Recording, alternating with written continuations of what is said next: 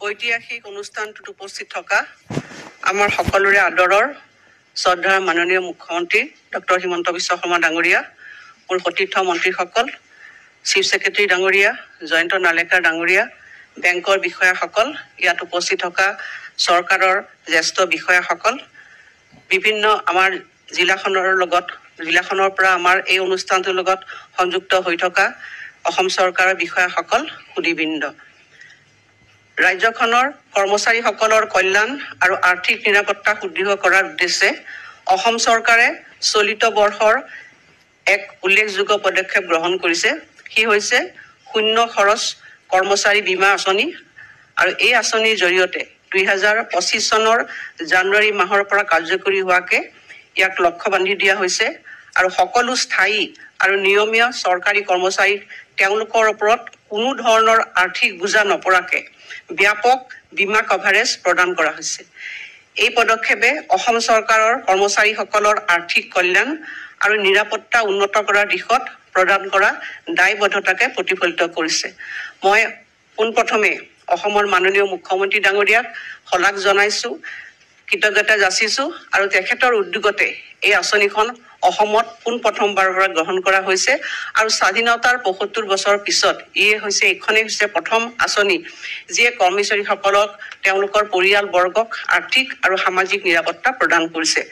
ভাৰতীয় state bank, union bank of India, Punjab national bank, axis bank আৰু Indian বেংকৰ লেখীয়া 5টা প্ৰখ্যাত বেংকৰ সৈতে কৰা আনুষ্ঠানিক চুক্তিৰ জৰিয়তে এই আঁচনিখন কাৰ্যকৰী কৰা হৈছে।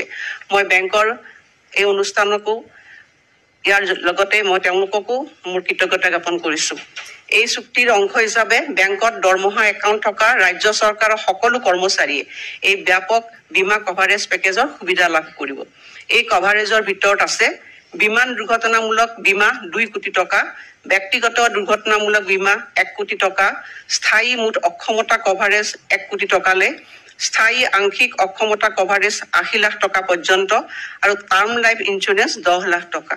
এই মূল সুৰক্ষাৰ উপৰিও কৰ্মচাৰীৰ বাবে স্বাস্থ্য বীমাৰ বিকল্প আৰু তেওঁলোকৰ পৰিয়ালক ৰাজসাহায্যযুক্ত প্ৰিমিয়াম আগবঢ়োৱা হৈছে। এই সুবিধাসমূহ লাভ কৰিবলৈ কৰ্মচাৰীসকলে এটা সহজ এপ্লিকেশ্যনৰ সৈতে তেওঁলোকৰ সংশ্লিষ্ট শাখাত বৰ্তমানে চলি থকা ছেভিংছ একাউণ্টটো চেলাৰী পেকেজ একাউণ্টলৈ ৰূপান্তৰ কৰিব লাগিব। এই পদক্ষেপৰ সফলতা বিভাগসমূহৰ মাজত সমন্বিত প্ৰচেষ্টাৰ ওপৰত নিৰ্ভৰশীল। DDO আৰু কোষাগাৰ বিষয়াসকলে একাউণ্টৰ ৰূপান্তৰ আৰু দাবী প্ৰক্ৰিয়াৰ ক্ষেত্ৰ পৰ্যায়ৰ কৰ্মচাৰীসকলক সহায় কৰাত গুৰুত্বপূৰ্ণ ভূমিকা লৈ আছে। এই আঁচনিৰ অধীনত ইতিমধ্যে 4 লাখৰো অধিক কৰ্মচাৰীয়ে নামভৰ্তি কৰিছে। আৰু দ্বিতীয় পৰ্যায়ত শূন্যবয় দুৰ্ঘটনা আৰু বীমা আঁচনিখন জিৰ' কষ্ট এক্সিডেণ্ট এণ্ড ইঞ্চুৰেঞ্চ আঁচনিৰ সুবিধা ঠিকাভিত্তিক আৰু ৰাজহুৱা খণ্ডৰ প্ৰতিষ্ঠানৰ কৰ্মচাৰীসকললৈকো সম্প্ৰসাৰিত হ'ব, যিটো প্ৰতিশ্ৰুতি আমি এই বছৰ বাজেটত আমি দিছিলোঁ। কৰ্মচাৰীসকলৰ সুৰক্ষা আৰু তেওঁলোকক আগবঢ়াই লৈ যোৱাৰ প্ৰধান লক্ষ্যৰে অসমৰ মুখ্যমন্ত্ৰী ডাঙৰীয়াই যোৱা সময়ছোৱা কাম কৰি আহিছে। আশা কৰিছোঁ যে এই আঁচনিখনে অসমৰ লাখ লাখ কৰ্মচাৰী আৰু তেওঁলোকৰ পৰিয়ালক আৰ্থিক আৰু সামাজিক নিৰাপত্তা প্ৰদান কৰিব। এই দুআষাৰ কৈ মই পুনৰবাৰ সকলোকে মোৰ আন্তৰিক কৃতজ্ঞতা জ্ঞাপন কৰি মোৰ ক'বলৈ এইখিনি ইমানতে সামৰণি মাৰিছোঁ। ধন্যবাদ।